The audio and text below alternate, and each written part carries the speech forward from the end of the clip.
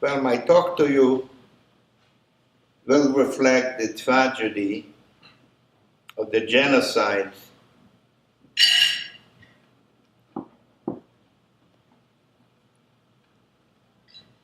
on such a large scale perpetrated by illegally elected government of an industrial cultural state like Germany. The book Among the Enemy also describes the courageous action. Can you hear me? Yes. Yes. You hold the mic there. When it drops, I can't hear you. The courageous action of an 18-year-old boy, bold and resilient, to survive in plain sight of Nazi Germany. On my last talk to you, I tried to condense the 7-hour interview that I had with the Spielberg committee. I tried to condense it in 20 minutes, but it didn't work very well. I was able to tell you only half the story.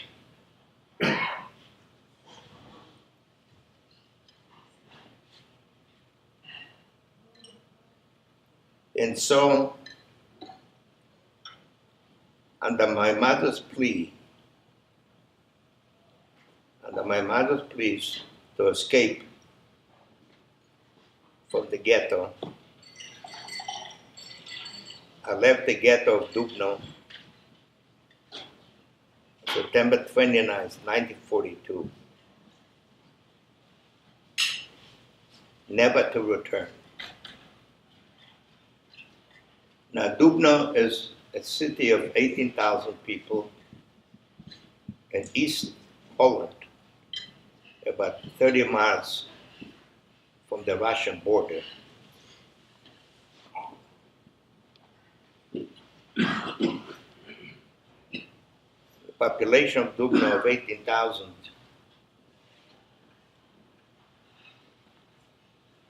consisted of 12,000, which is 2/3 of Jewish people.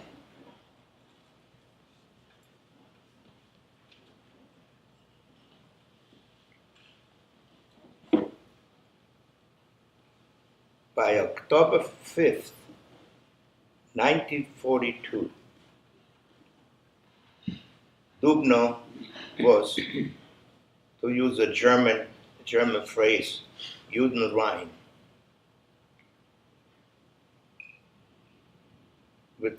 which translates to cleansed of Jews. All 12,000 Jewish people were taken out of pits by Special Commando Einsatzgruppen and shot dead. That includes men, women, children, babies, including my whole family.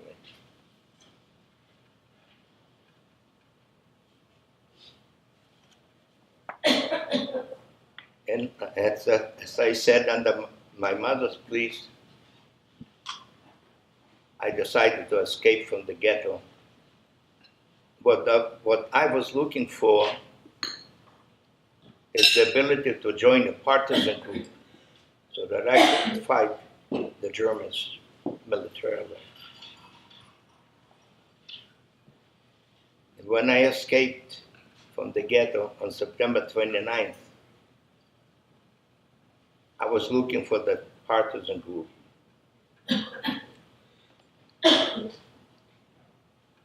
I ran into the woods.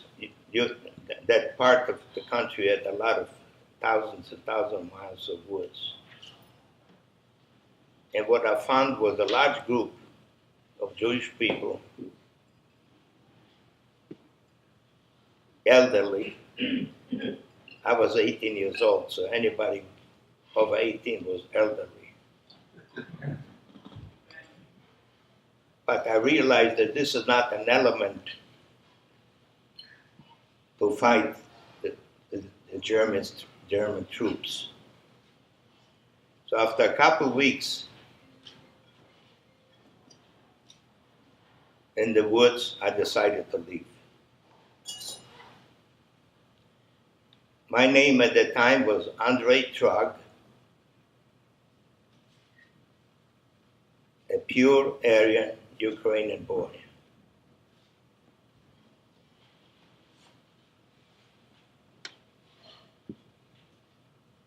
I escaped the killing fields of Dubno and set out on a long journey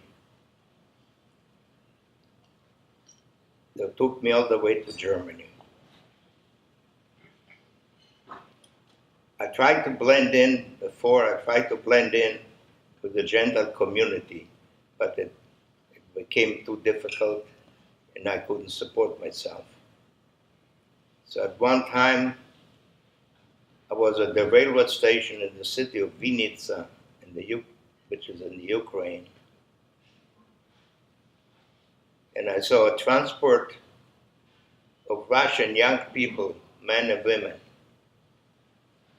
on the train, waiting to depart for Germany. And I decided that this is the best way for me to survive this war. So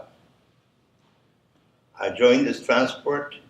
I showed them my documents, a birth certificate and an ID card in the name of Andrei Trog. They registered me, and I was part of the group on this train, which consisted of probably about 2,000 people.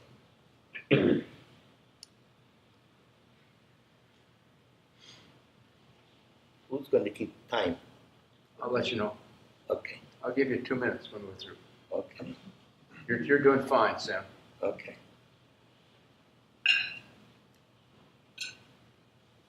It took several days for the train to go from Vinnytsia to the city of Lvov, which was in western Ukraine. When we arrived in the city of Lvov at the railroad station, we were told to disembark,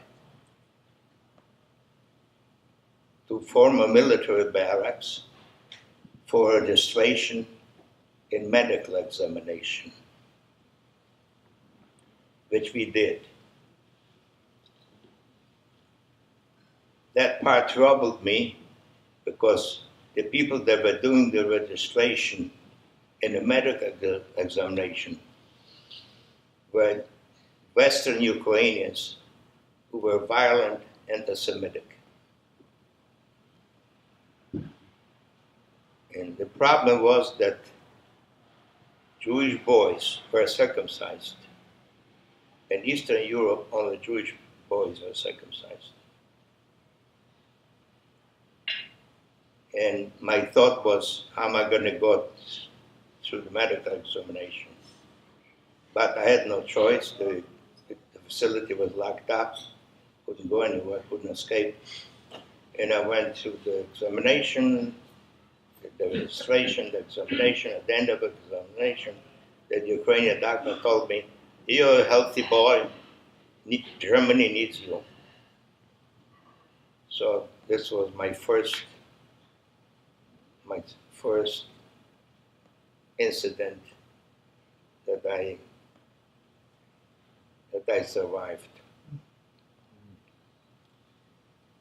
Next, we got back on the train, traveled for about 8 days, and we wound up in the city of Soest in West Germany.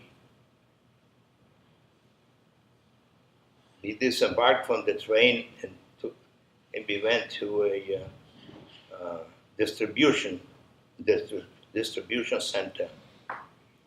And German employers would come to the distribution center and look over the people and decide how many people they want to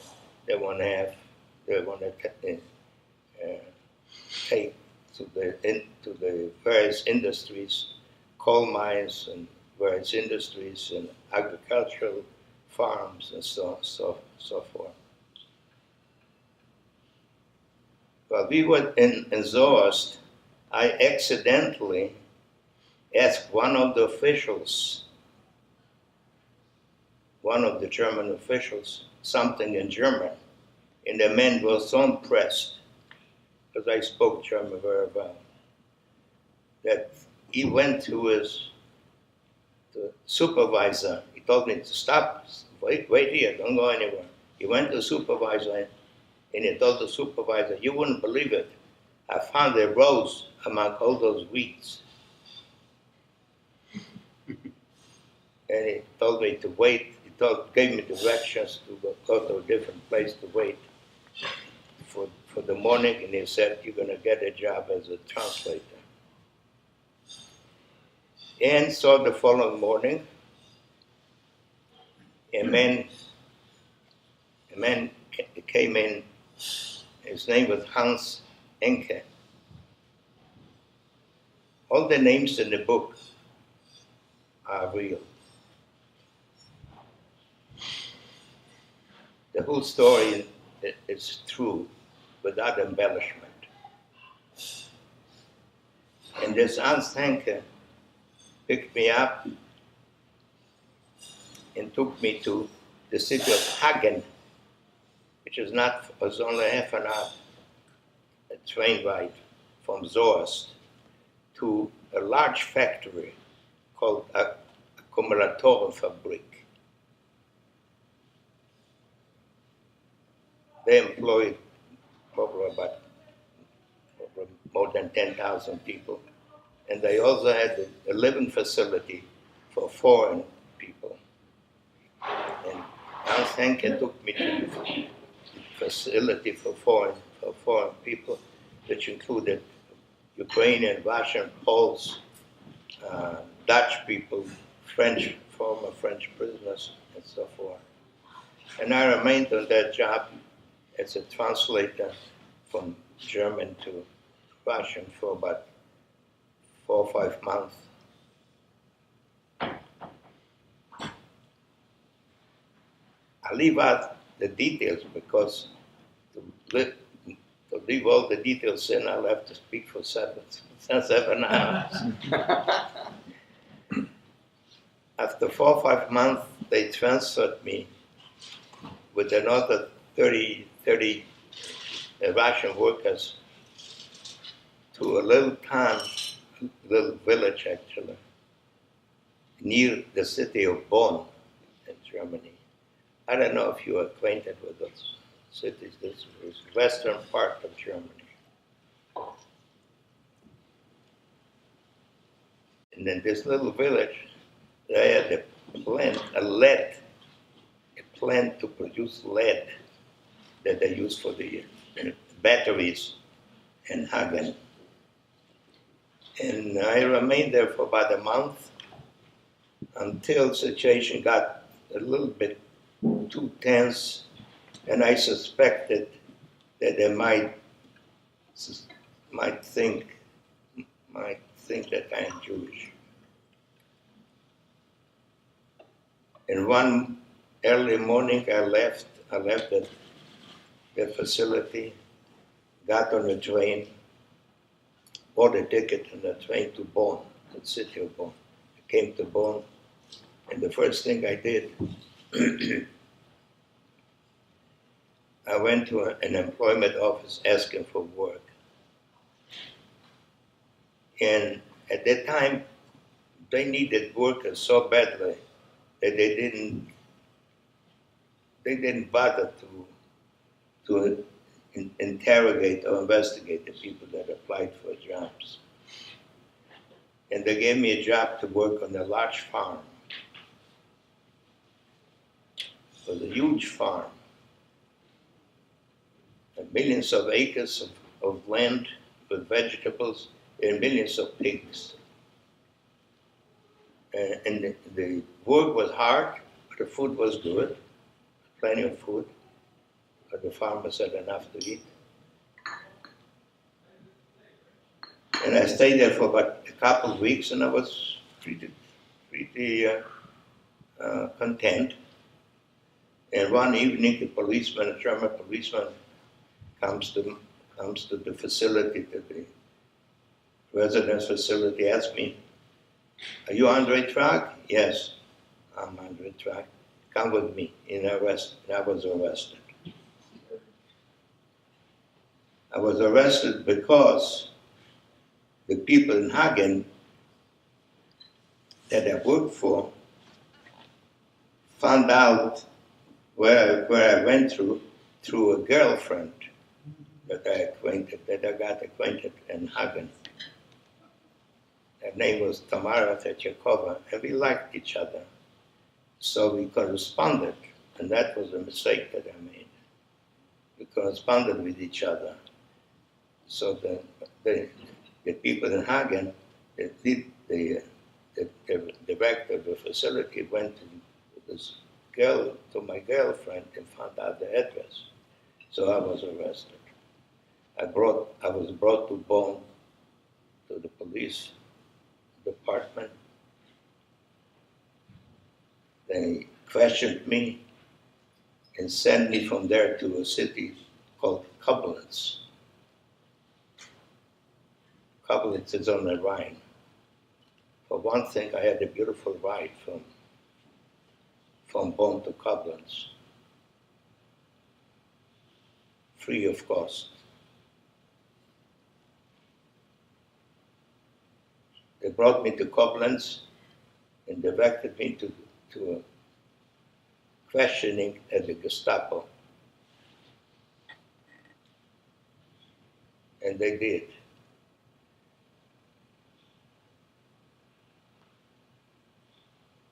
German people and everybody else was very frightened and scared, even to get close to the Gestapo. But somehow, well, I had no choice. I responded to all the questions that they asked me, and they sent me to a jail in Koblenz, in the same city. The jail in Koblenz was not bad. As a matter of fact, I was pretty content with it. For one thing, the guards found out that I speak German, and in that jail in Koblenz were a lot of former communists who were there since 1933, 1934, and they were the elite. Those people, those former communists in jail, were there in jail, but because they've been so long. And most of them worked on the kitchen. So when they found out that the Russian boy speaks English, they told the guards to bring me into the kitchen. And these people ate me up. They wanted to know. They kept questioning me, but they were still communists.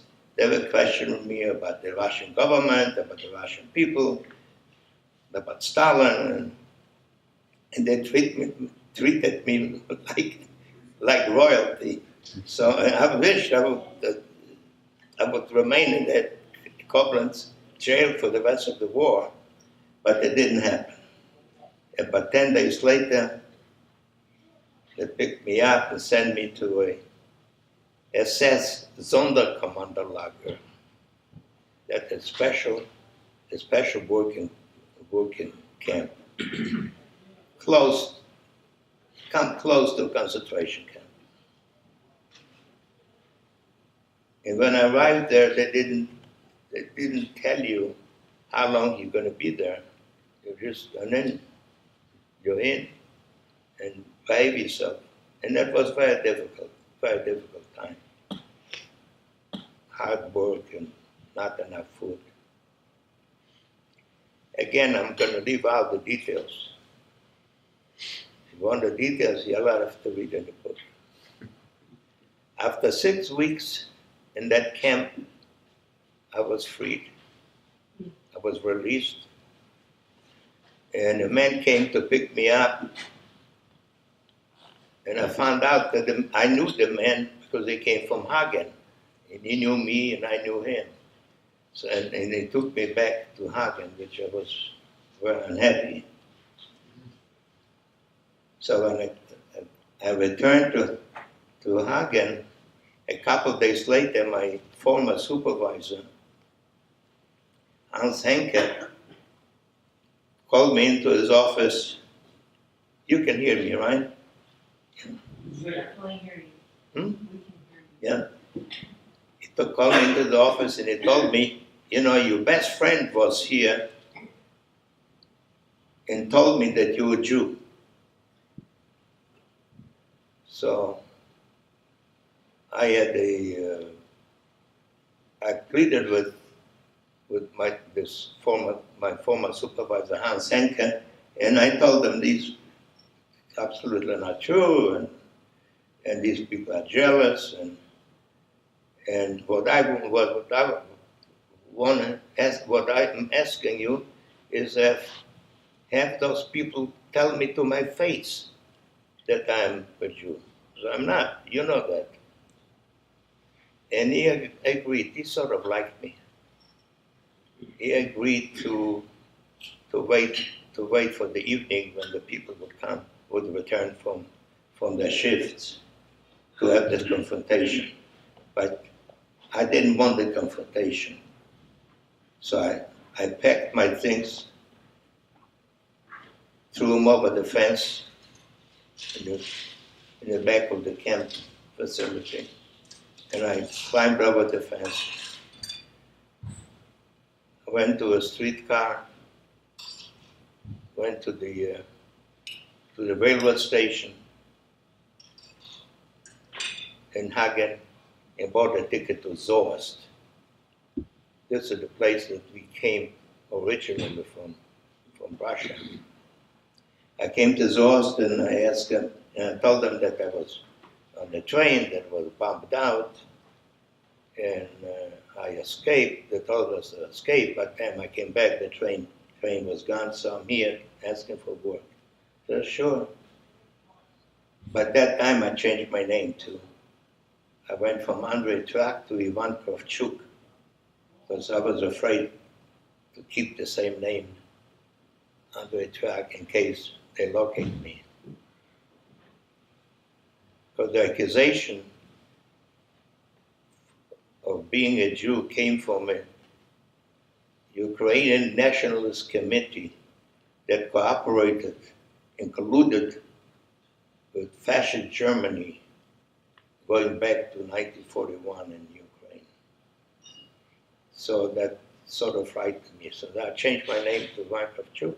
I didn't have any documents, but they knew, those people knew that the documents are held at the original arrival, original destination. So they gave me a job to a coal mine in Dortmund. So they picked me up, brought me to Dortmund, and I learned the coal mine work for about a couple of weeks. While in Dortmund, also I ran into a Russian boy, Vasily. He was sort of an interesting kid.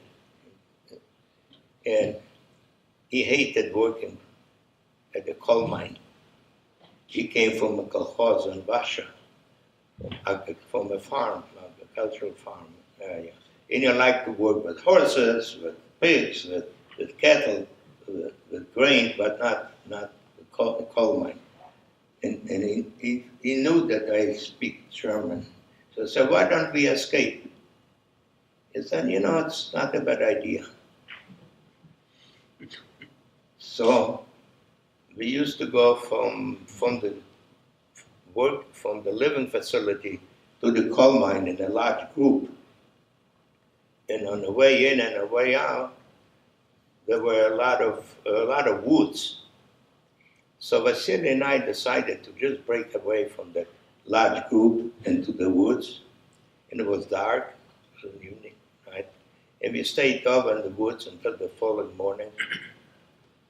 The following morning, we got to to Dortmund, got on a streetcar, and it said that the streetcar goes to Schwerte Ruhr. It's and that's industrial area, the Ruhrgebiet in Germany. And we came to Schwerte. We went to the employment office again, but that time we had enough practice how to do it. And they gave us a job to work for a local entrepreneur who had a lumber yard and a machine shop and other things. And it wasn't a bad situation. The name of the people that hired me was the Brother Haffer. And the old man, he was a pretty nice person to work for. And we remained in Schwerte for about several months. Working in the lumber yard and doing different jobs. And then a buddy of mine who also worked at the lumber yard, his name Nick. He worked very hard and he complained he was unhappy. And he talked me into escape. He wanted to escape and he wanted me to go with him. And I did. So one morning we went to the railway station Schwerte, bought tickets to go to Münster, another city. And again, we asked for work, and I got a job working for a blacksmith, learn a trade, and I was not unhappy. The chance to learn a trade of blacksmithing. And my buddy Nikolai, he was given a job at the beer factory. So I remained in that town. 5? Okay. For a few weeks until a policeman came, asked my name, and arrested me. They found out at the railway station where we went. So that was not the very smart escape. Arrested me. At this time,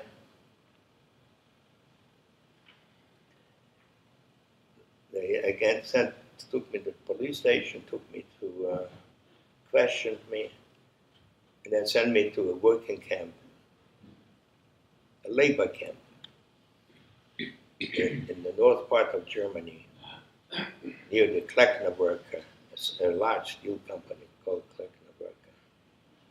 And I remained there again for 6 weeks. After 6 weeks, I was released and sent to work in Osnabrück. Osnabrück is a large city of 400,000 people with a lot of canals, beautiful city. And there the job they sent me to was an employment office. And I worked in the foreign department of the employment office. I got to Osnabrück sometimes in October 1944. But at that time, Germany was losing the war already. And I remained in Osnabrück until 1945, April 1945, in that place. And throughout all these places that I worked, I made friends with local Germans, and they appreciated my knowledge of German, and I found them to be very reasonable people. Not the kind of people that were shooting the Jews in Israel.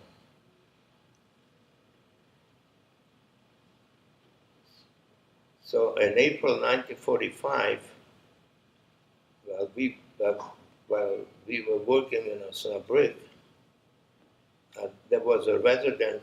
We lived in a residential facility about 2-3 miles out of town. There were a large amount of Russian people. So the leadership of the camp facility decided to evacuate us because they didn't want to keep us there while the Allies would enter the suburb. They're afraid of riots or insurrection. So they evacuated us and we left the camp. But from my experience, I was afraid that where they're taking us is to some ravine and they're going to shoot us.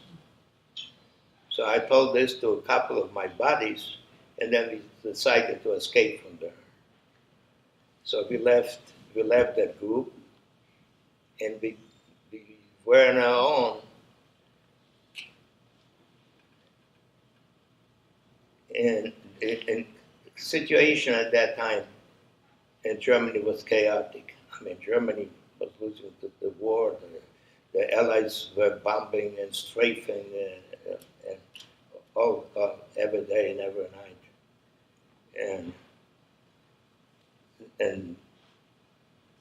And people, the authorities told the German people to leave their doors open, not to lock their doors in case of fire so they get in. So we began to walk to those villages and we found every door open. So one of the doors we decided to one of the houses that we liked better, we decided to stay there. We slept over in that house and helped ourselves with all of the food that was available. And eventually we walked some more and you run into a farm and I asked the farmer if he wants to hire us and give us, we'll be willing to work for him if he would provide beds and food for us. I said, yeah, sure, he needed help. And my other two buddies with me came from farms and they knew how to deal with horses and agricultural work and everybody was pleased with that. So we stayed about 2-3 days there. And one afternoon we heard as we were doing our chores, we heard some shooting. And we dropped to the ground. And then we heard some more shooting, some automatic weapons. And then we heard some clatter, some noise sounded like heavy equipment. And we stood up, and we saw on the road tanks looked like the American tanks. So we ran all the way to the road, and sure now we found American tanks, but with English troops. And we knew at that time we were liberated. It was the end of the war. And my two Russian buddies, one of them was a good organizer, and he organized a bottle of booze. And the three of us had several drinks, and I began to cry. And I couldn't stop crying. And my buddy said, Vanka, they called me Vanka. So what's the matter with you? Now we're free. We won the war. We're going to go to our family, to our home, to our country. and I was crying. I knew I had no family, no home, no country. I'm all by myself.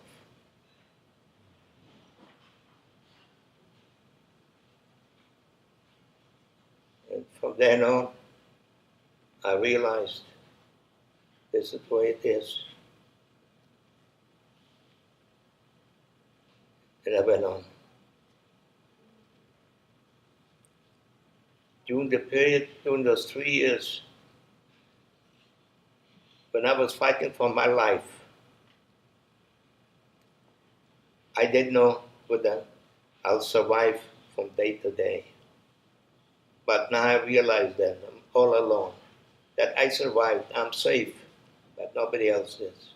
And that was a very difficult period. Thank you.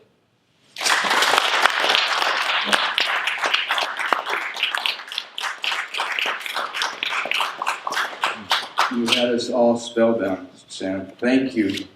Did I make 20 minutes? Could you tell that story real quickly on how you were getting out of that? Put it right up your mouth. Give it a good kiss. Yeah.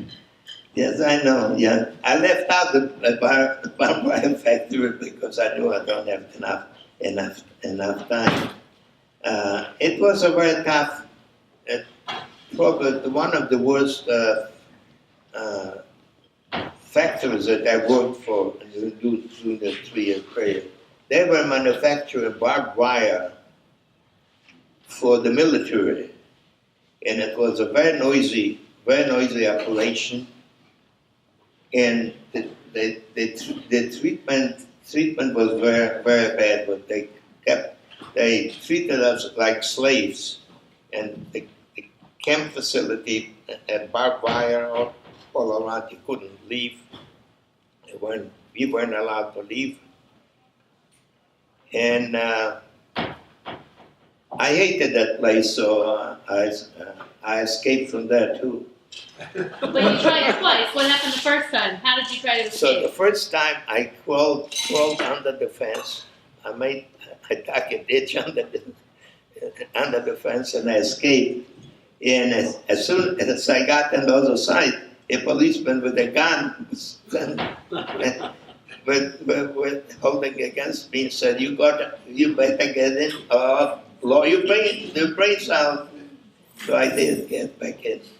So a couple of days later, I escaped again from that place, and also crawling under the fence. And the same day, I was arrested in the central jail and sent to the camp. Thank you. That was the end of the barbed wire factory. Thank the Lord for that.